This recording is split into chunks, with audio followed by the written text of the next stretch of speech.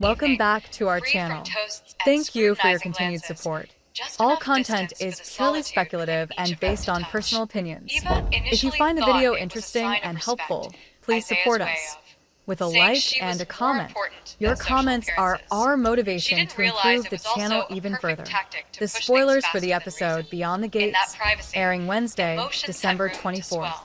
Focus Eva's on them. feelings of Christmas emptiness, troubles her when longing Vernon to be and Sharon's chosen, secret is discovered prioritized, by the to entire belong, Dupree family. suddenly ceased Will to be Vernon filled and simply Sharon by confess the Isaiah real looking at reason her for their as if private he had meeting? found what he Will needed. Nicole believe When the Ted's boundaries claim were that her father erased, Vernon is Eva having an sensed a affair? kind of He determination points to from remember. Isaiah, a Vernon burning Dupree urgency and that she Sharon's secret is mistakenly. exposed. Their secret is revealed to the entire Dupree family at the worst possible time. Christmas in chaos. Rumors spread rapidly after Leslie's revelation, causing tension and testing loyalty. Holiday moments. Danny and Andre celebrate their first Christmas as a couple. A love blossoms elsewhere. Unexpected guests disrupt Ted's holiday, while Eva reaches a passionate milestone with Isaiah. Christmas in Fairmont Crest was supposed to be a picture-perfect scene. White lights illuminating the black iron fences, holiday music emanating from the grand mansions, crystal glasses clinking as if the mere jingling of the glass could extinguish any conflict. But this year, that perfection was like a sugary frosting on a cake already cracked from the inside. The Dupree family didn't just enter the holiday season with their usual ostentatious displays. They entered with a fresh wound and a secret waiting to explode into a battlefield.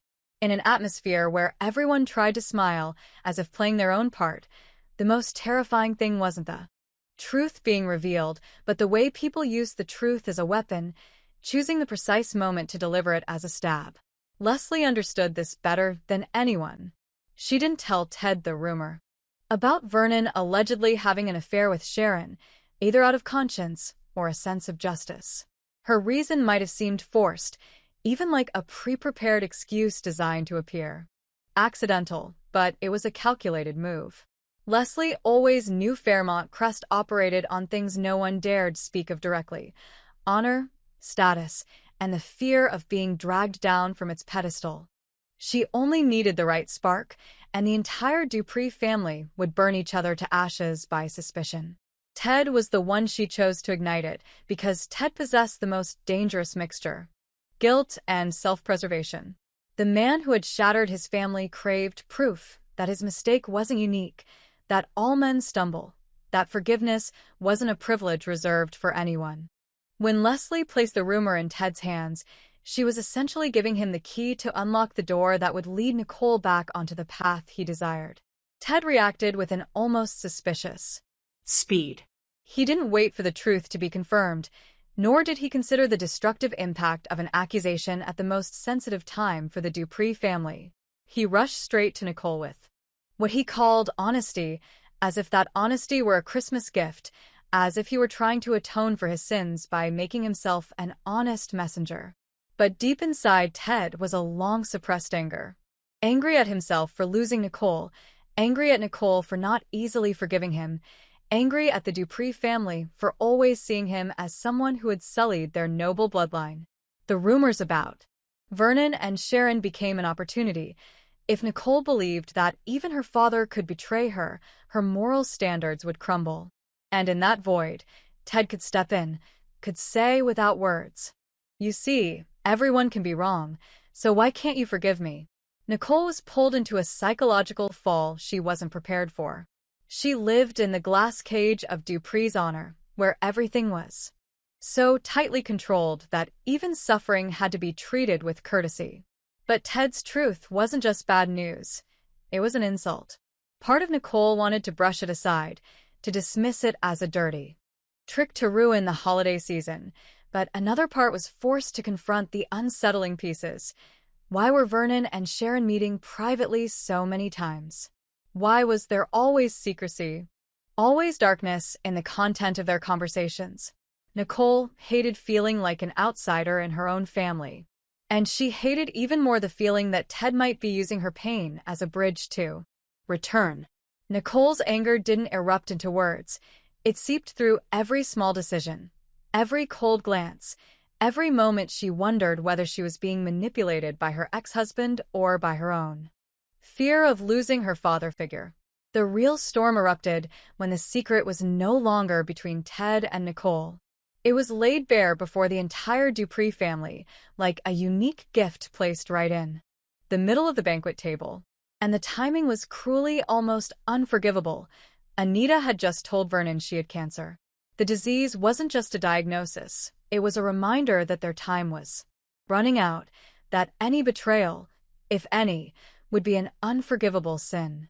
Anita, the woman who had always maintained her family's composure and dignity, suddenly felt the foundation beneath her feet crumble. The fear of illness, already enough to tear a person apart, was now compounded by the fear of humiliation, of being replaced, of being betrayed by the very man she had just placed her trust in at her weakest moment. Werner was cornered, unable to remain silent any longer. He could say it's just a rumor. He could claim the meetings with Sharon were harmless. He could even invent a sweet-sounding explanation like vocal training, improving his singing, something gentle enough to distract them. But the more gentle he tries, the more suspicious he becomes. Because if nothing is wrong, why hide it? Why meet privately so many times?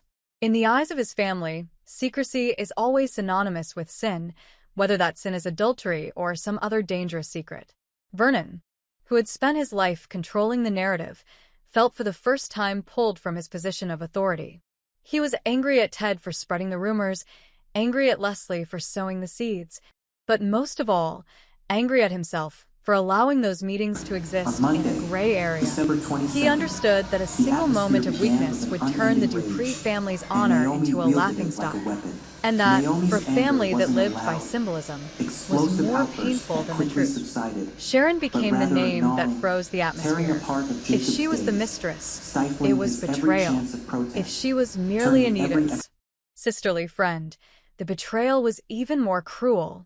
And if she was involved in another secret, something that compelled Vernon to meet privately, to protect, to shield, then the story became even darker. Nicole was caught between two kinds of pain.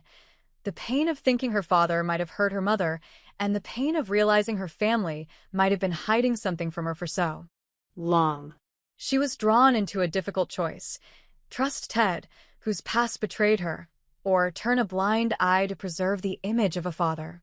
But turning a blind eye was also a form of betrayal, a betrayal of the very truth she had always demanded of others. And the more Nicole thought about it, the more she felt this wasn't just about Vernon. It was a battle for control of the family narrative, and Ted was trying to use her pain as leverage. While the Dupree household was rocked by scandal, in another corner of the holiday season, Danny and Andre tried to create a happy Christmas as if it were something they could produce themselves. This was their first Christmas together as husband and wife, and Danny saw it as an opportunity to prove that their new life could be clean, complete, untainted by what they had been through. She decorated everything obsessively, as if as long as the Christmas tree was beautiful enough, the meal perfect enough, the lights warm enough, there would be no room left for Andre's grief over the loss of his parents. Danny loved Andre, but that love was tainted by a hidden fear, the fear that if Andre crumbled, she wouldn't know how to keep him except by creating a facade of peace. Andre saw Danny's efforts, and that pain hurt him. He knew she wanted him to feel loved and supported, but he also saw the haste in her attempt to turn the holiday season into a healing balm. The longing for his parents didn't disappear because of the lights or the greetings. It sat like a stone in his throat. The more he tried to swallow it, the more choked he became. Andre tried to maintain composure, so as not to ruin what Danny had built, but the suppressed emotions always found a way to erupt. He harbored a simmering anger at fate, at loss, and sometimes at Danny herself for not understanding the feeling of being left behind. This contradiction made Andre both grateful and resentful, wanting to lean on Danny, yet wanting to push her away to confine himself to his familiar pain. The tension escalates as Andre becomes obsessed with old ties he hasn't severed. Just a small sign, a habit of avoidance, a moment of prolonged Silence, an action that seems to conceal contact with someone, is enough to make Danny feel betrayed. Danny isn't just afraid of hurting Andre, she's afraid Andre has a world she can't enter. If Andre continues to contact a secret relative who once opposed the marriage, it won't just be a family issue, but a power struggle within the relationship. Danny will find herself marginalized. A choice Andre must protect from others.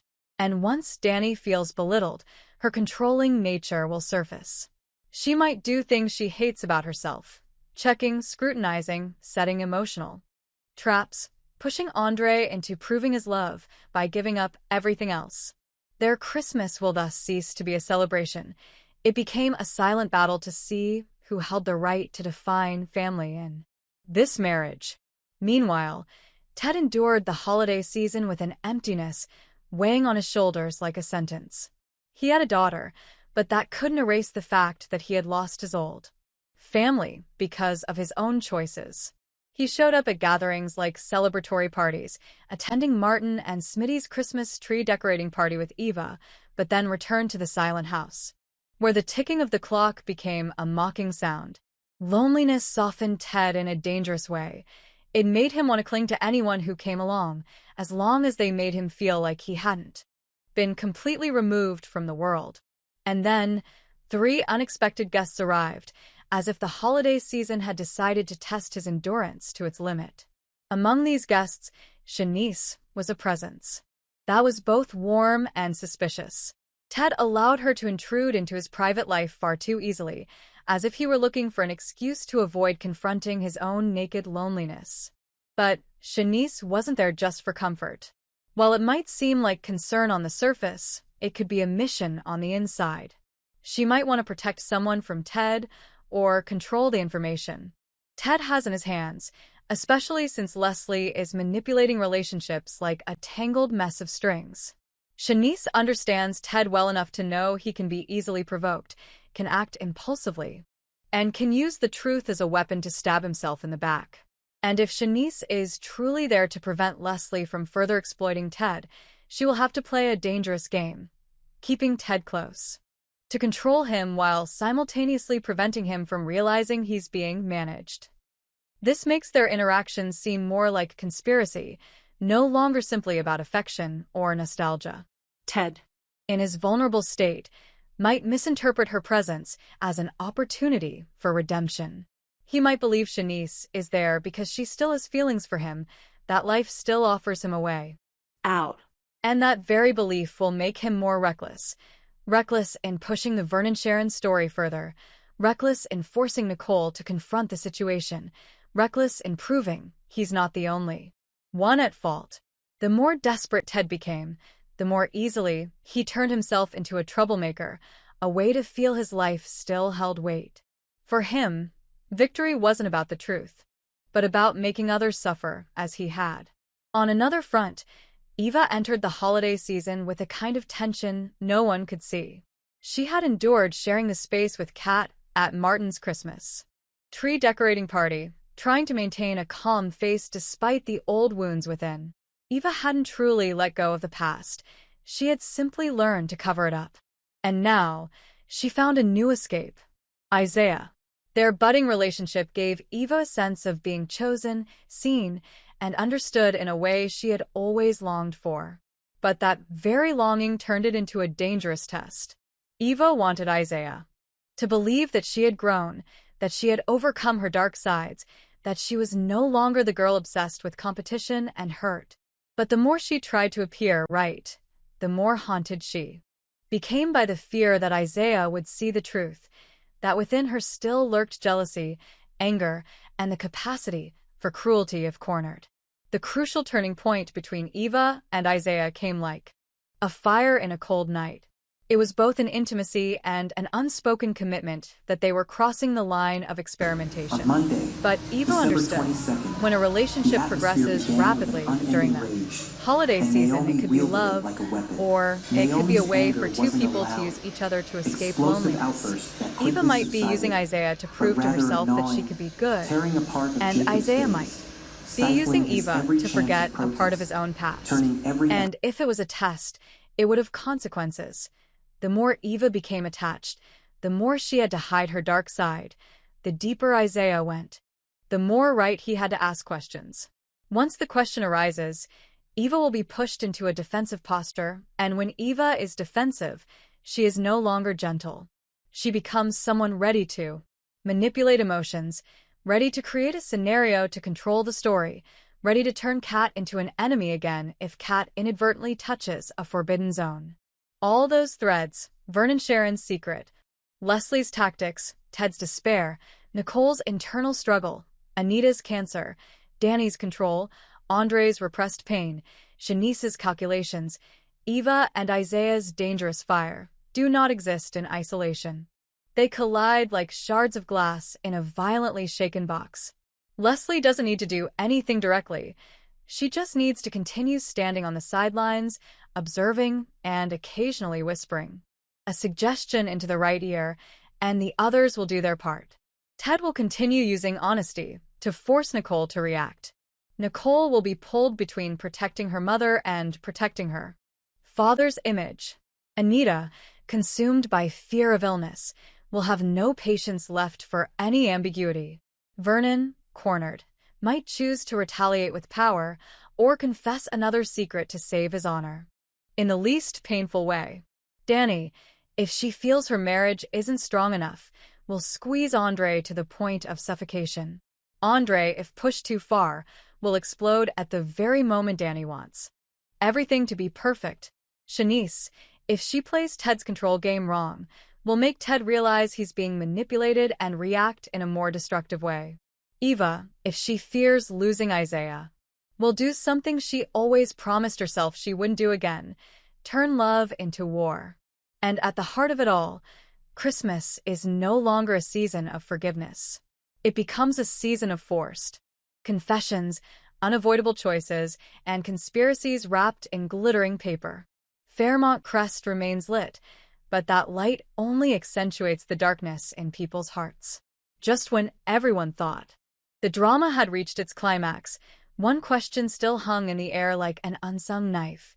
If Vernon and Sharon weren't having an affair, what was it they were hiding that was enough for Vernon to accept being misunderstood at a time when Anita was battling cancer, and enough for Leslie to believe that revealing just half the truth would cause the entire Dupree family to tear each other apart?